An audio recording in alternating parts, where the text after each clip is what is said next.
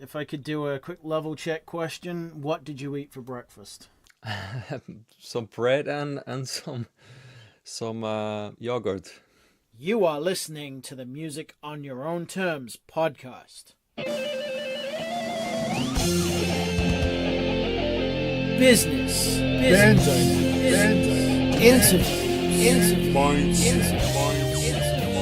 encouragement, constant improvement, analysis, digital distribution, musicians, recording,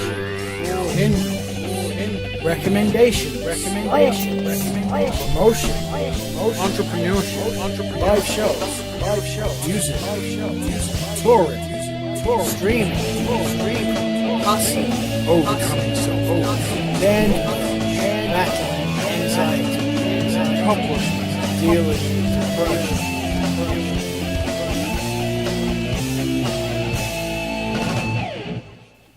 Welcome to episode 9. This time out, I'm honored to be speaking with Mika Tyyskä, also known as Mr Fastfinger. I've been a huge fan of his music for a number of years now, so it was really cool to have a chat with him, but it was equally challenging not to nerd out on guitar. Without further ado, here's the interview. Okay, so welcome to the Music on Your Own Terms podcast. I'm joined today by Mika Tyyskä. First of all, thank you for joining me on my podcast. Thanks for taking the time. I first discovered Mr. Fastfinger in a video talking to John Petrucci about the Zen of guitar. And then I discovered the whole musical catalog that way. So some people know you from your music. You're the creative genius behind Mr. Fastfinger himself. You're on JamTrack Central. And you've also done the animation for the Dream Theater touring videos in between the songs. But I'd like to start by getting, a little background. But if someone asked you what you do for a living, what would you tell them? Depends on who's asking. Because of the multiple tasks and sort of professions that I've been doing. But mainly these days I'm more focused on music that I was maybe 10 years ago. So, but I do both musical and visual stuff, and so I'm a musician that does also motion images, animation, and so on. So, I don't know. Cool. What does being an entrepreneur mean to you? I've kind of spoiled myself. I kind of dictate I'm kind of the boss of myself. I get to decide what I want to do and what kind of projects that I take. And for example, I used to do a lot of websites and web graphics and build whole websites, and at some point I just decided that I won't do that anymore because of it wasn't. I'm not that technical. I mean, I'm not a coder, so I got rid of that and started focusing a little bit more on music. And I get to decide what kind of things I do. Of course, there are projects that make more money, and there are projects that are more like pet projects that give me more something else, more fuel for the, I don't know, yeah. Mr.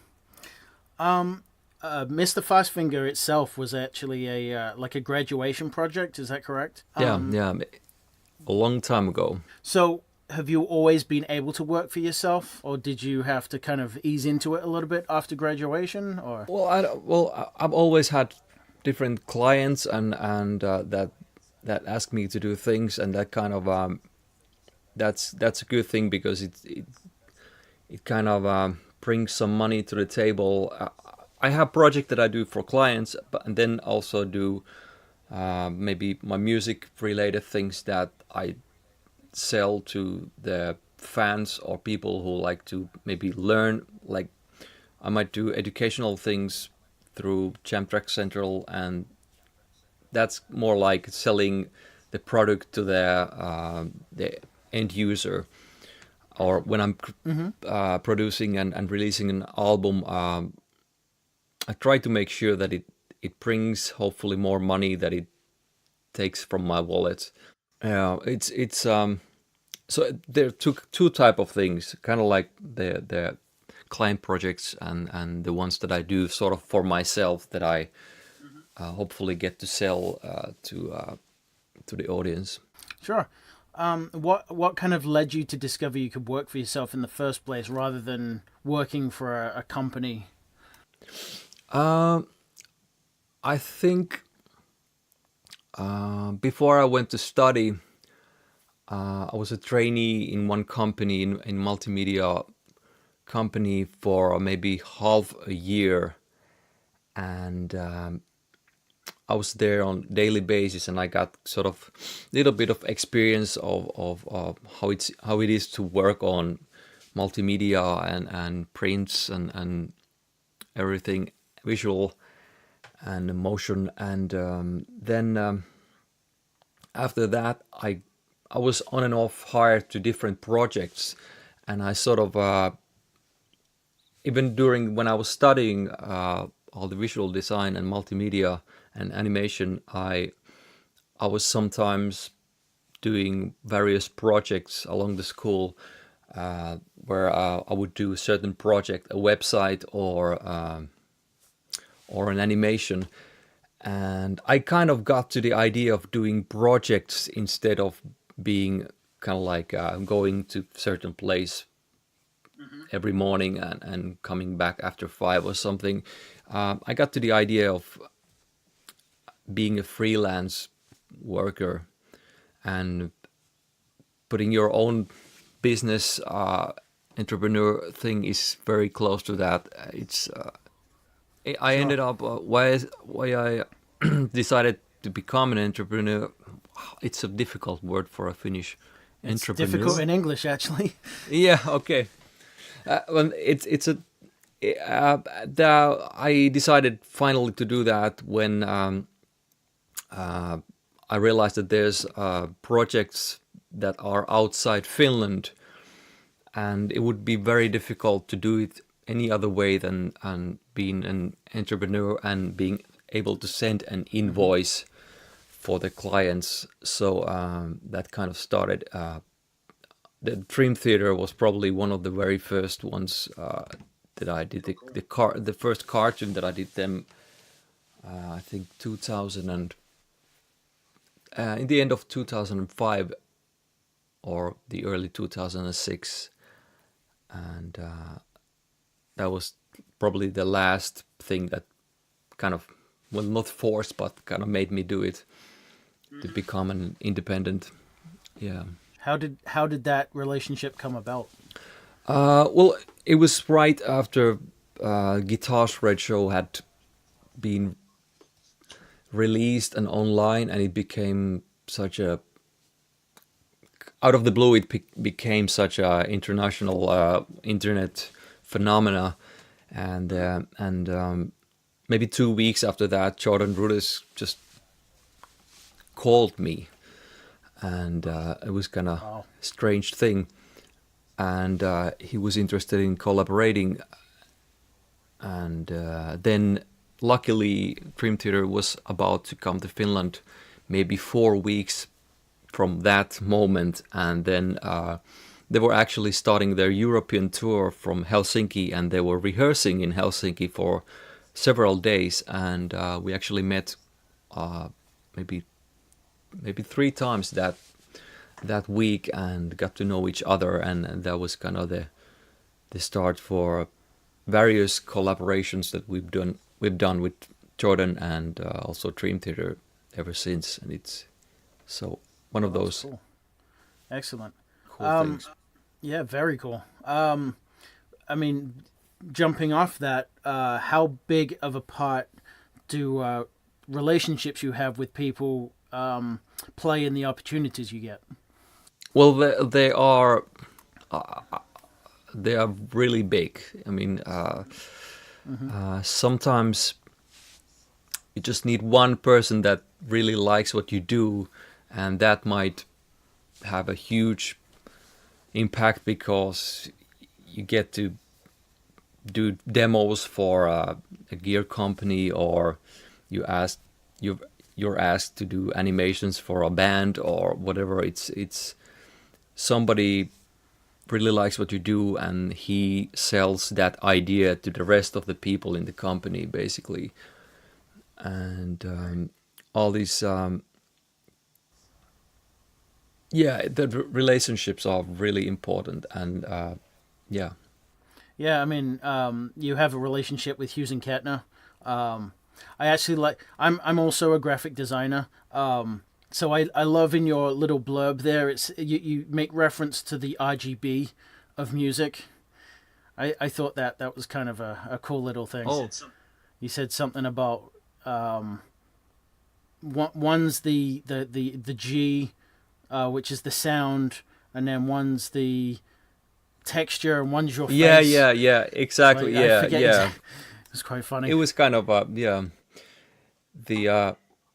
because RGB, you need red, green, and blue to build all the possible colors in electronic image these days, and the amp is blue, and the green guitar is green, and the rest of the thing. I was kind of thinking, what would be red? Well, maybe it's my head. My face is red of playing all the challenging stuff or something, or yeah. That was good.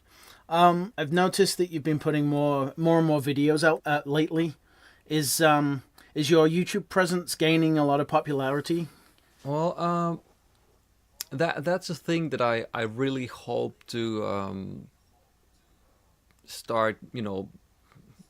I really need to start focusing more and more, especially now when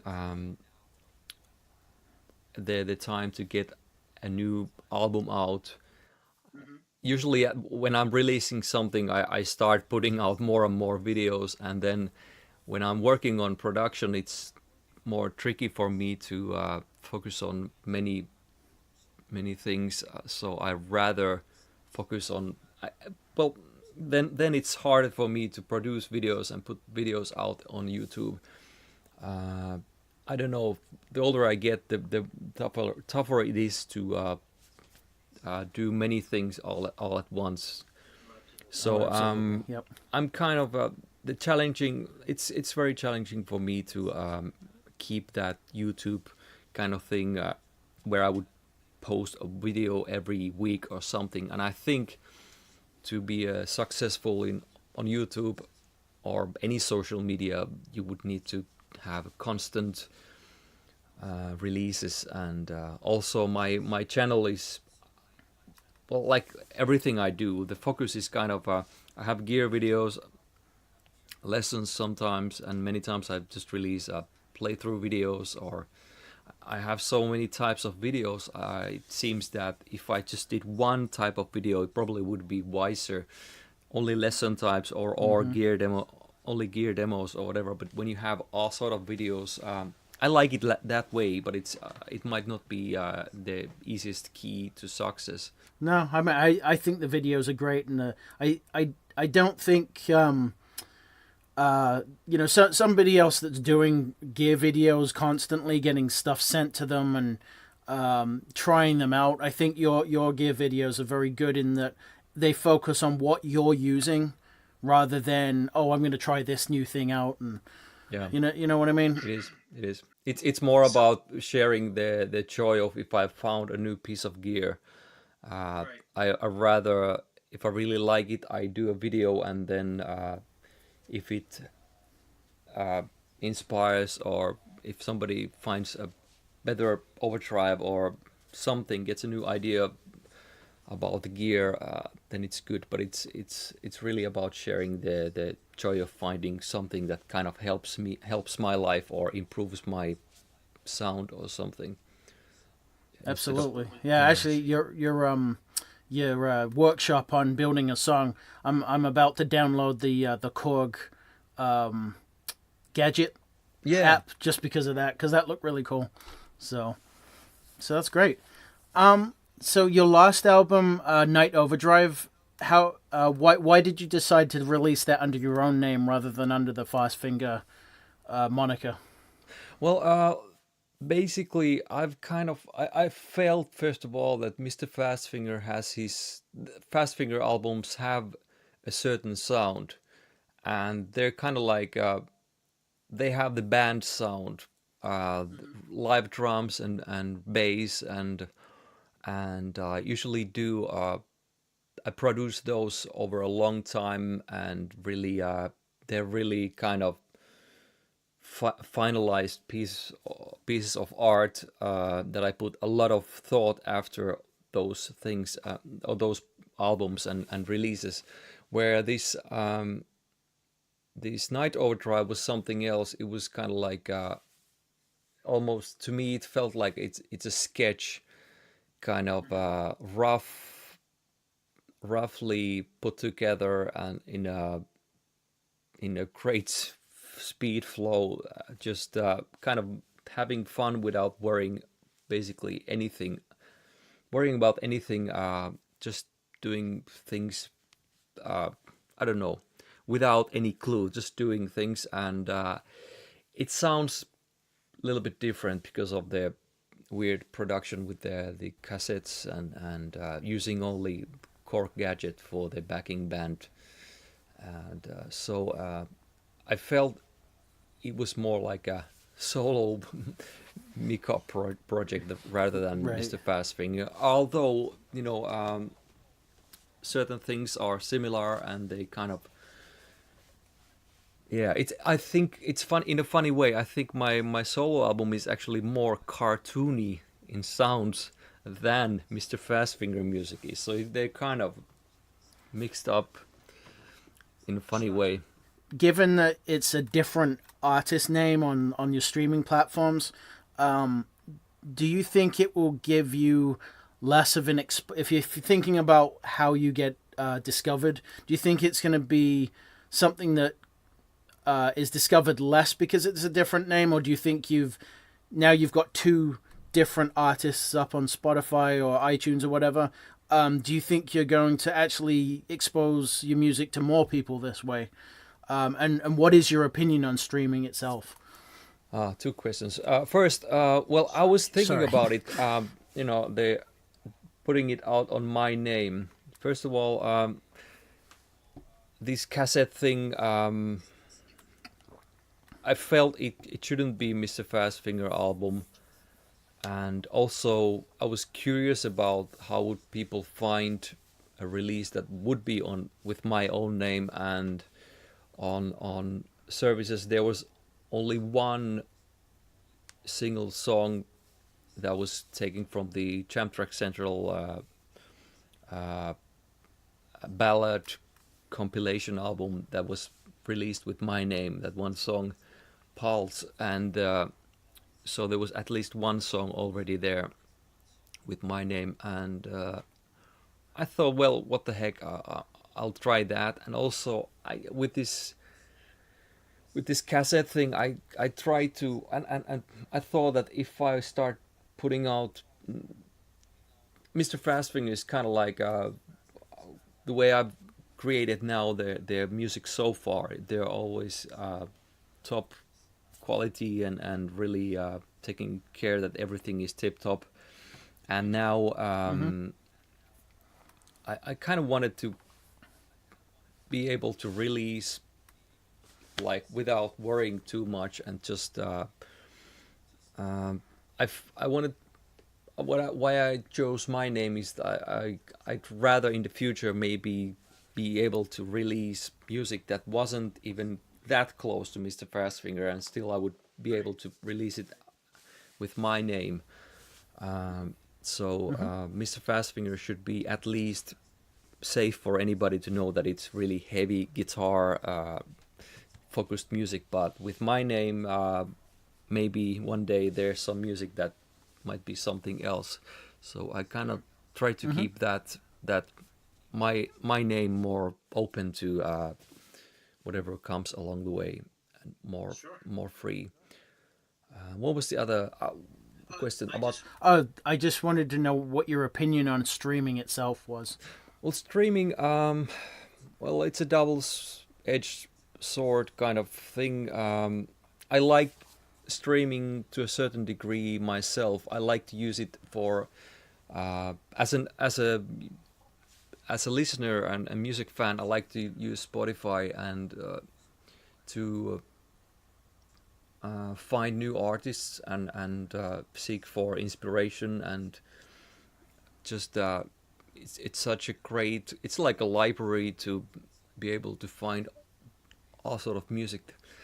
And but many times after the day working day, with when I have stared the computer screens, I like to rather listen to LPs or CDs, and nowadays also cassettes.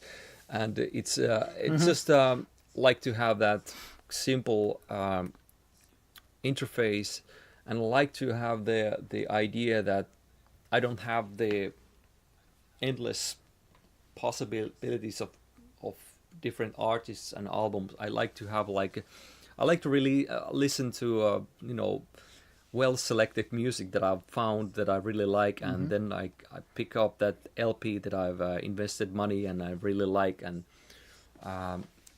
in the evening or weekends I rather listen to my library of music. But and then I usually don't listen to Spotify. But then when I want to find something else, then open mind, keep my mind open, and search for new artists. Then Spotify or streaming services are really good. For the sake of artists and releasing music, it's hard in that sense. Well, you might think that okay, I might get visibility and my name might spread if I'm available through those streaming services, but it doesn't really bring much income. And putting your music immediately to streaming services, I kind of, what I've done previously was like releasing an album like 1 year later or something, after the initial release. First just have it open as CD or downloads, and then later on put it available as stream. But also I've tried to put it out on the official release day. But I don't know, it's nice that people are listening to your music, and I like to have I like having the music available to anybody who's using those services. But it's from the artist's perspective. If you try to make some money with the music, it's kind of challenging, for sure. Yeah, I mean, you've done your pre-release kind of Kickstarter campaigns. Yeah. I wonder, have you seen that drop off every release because of streaming, or has it kind of gained momentum each time you do a release because of the new fans you've gained every time? Well, I basically only had 2 proper pre-sales. Well, I had one with this cassette thing, but I think I've kind of I had it more like with this cassette thing. I thought that, well, I actually mastered the last tracks during that same day. Then I just put it available on Sellfy. I have this Sellfy is a service where you can sell any digital files. You can have audio, video, just drop it there and put a price tag and promote it. But I just put it there on Sellfy, so you can buy it I had it at least 1 month only available from that service, and then after that it was slowly available from everywhere else digitally. But with Fastfingers, the EP collection and the album, I had like more like a pre-order thing, where the pre-order would happen 1 to several months before the actual release, and before the audience even would be able to hear the music. It's a slightly different thing.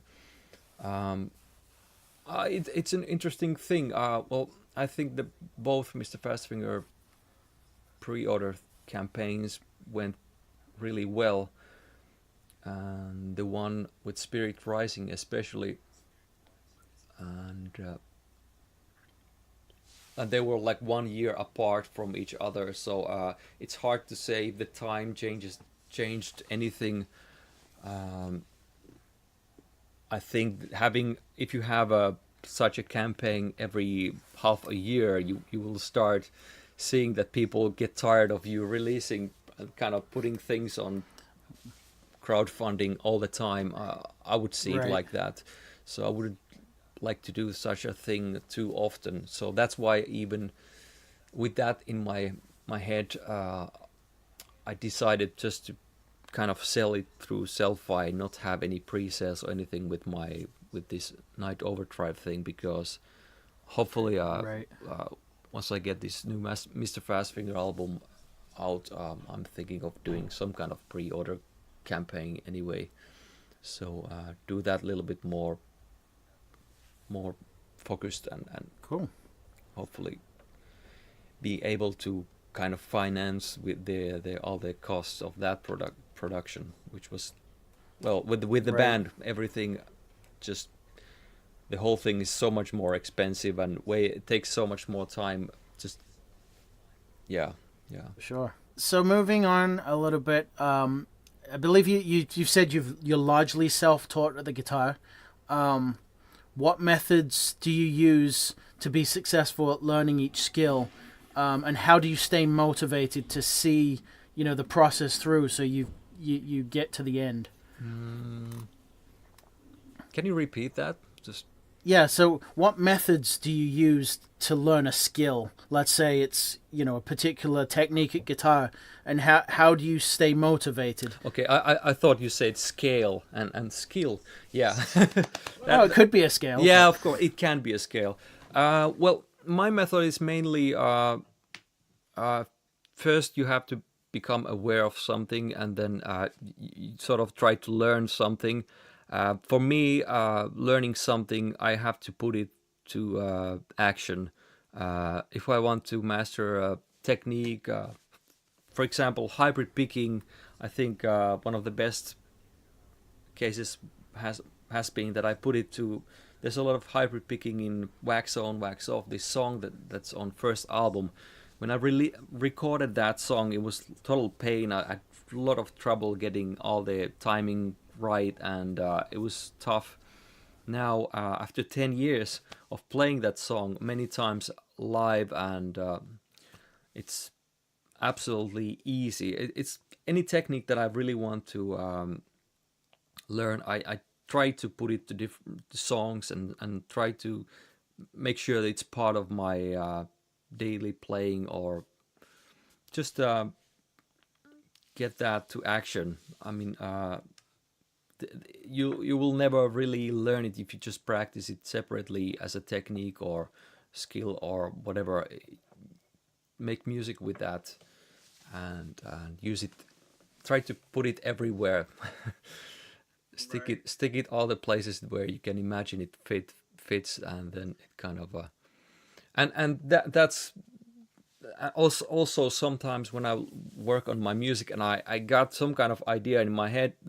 I want certain type of notes, whatever, and I might end up in a problem where I'm not sure how to play it technically to make it sound right, and sometimes that makes me kind of find new or develop or practice different techniques or ways of performing the music. That's kind of like the backward way of getting motivated to learn. The music kind of makes me learn it or practice it. Oh, sure. Yeah, I mean, I've experienced the same kind of thing, even, using Photoshop or whatever it is. Oh, I need to do this thing, so how do I do it? And then you kind of figure out how to do it, and you just do it. Exactly, the same thing. If you would just learn some kind of trick with the Photoshop, then never get to use it, you will forget it in a couple of hours, and that's it. But if you kind of come up with something that you can apply to, if it helps your daily work or different projects, then it becomes kind of part of your routines, and it's like water. Things it just happens without much thinking or too much effort. What do you feel the biggest key is to being successful at anything? Motivation, and I think the want, need, and I think you have to enjoy the process and enjoy the fact that you will never perfectly be able to do something, but just enjoy the fact that the working can be fun, or if you call it working or playing. If you enjoy playing and kind of developing your skills, then and have fun and get to apply it in different ways. If you get to make music with, instead of just learning techniques for the sake of learning techniques, it's way much more motivated, at least for myself. In the end, at least for me, it's about making music, and that just clearly has been the motivation. So I don't know, you have to find the motivation, and remember that it's supposed to be you should learn to enjoy it. I at some point, actually, there was a time in my life when I I was requested to do quite a lot of various jam, like cover gigs and all sort of gigs and weekend things, and I was already fulfilled with work during the week, and sometimes I wasn't that motivated, maybe, and at then some point, I can't remember what was it, but I realized that the more I work to really make it, the playing work, and I know the songs, the better I can enjoy the shows, and the better I know the music, the way much more fun it is to play on stage, and I can really get most out of that. And I realized that even when you play something very simple, a song with a couple of chords, easy rhythm, you can really take such songs to, you can focus on the tightness of the rhythm, and all the songs that you play, you can always find different angles that you can use to make it more motivational for yourself. The songs don't always need to have like a flashy guitar solo to make it a fun song to play. Sometimes just playing simple rhythm can be really a lot of fun when you really get to play tight, and you have especially if you have a great musicians to play with. Right. Yeah, it's just the matter of finding the right attitude and the joy of practicing and also then playing. Yeah. Awesome. Well, thank you. I think we should wrap it up. Where can people find your music and anything about you? Well, I can be found on YouTube, Mika Tyyskä, or Mr Fastfinger. I'm on all the streaming services, and like we spoke, and any download stores. Yeah, somebody's knocking. Wait a second. Sure. Yeah, sorry, my daughter just came home. That's okay. Well, I'm on Facebook, and Mr Fastfinger is there, and also mrfastfinger.net. various places. Awesome. And I like to close the show out with a song from who I'm interviewing. What song would you like me to play? That's a good question. Play, I don't know. Play Effortless, maybe. Absolutely. Well, great. Thank you so much for taking the time. Kiitos. Kiitos. Yeah, thank you. Yeah, I respect this moment. I respect this moment. And, Humble, thank you. Thank you very much. And have a good day. Thanks. Oh, this was a very good jam.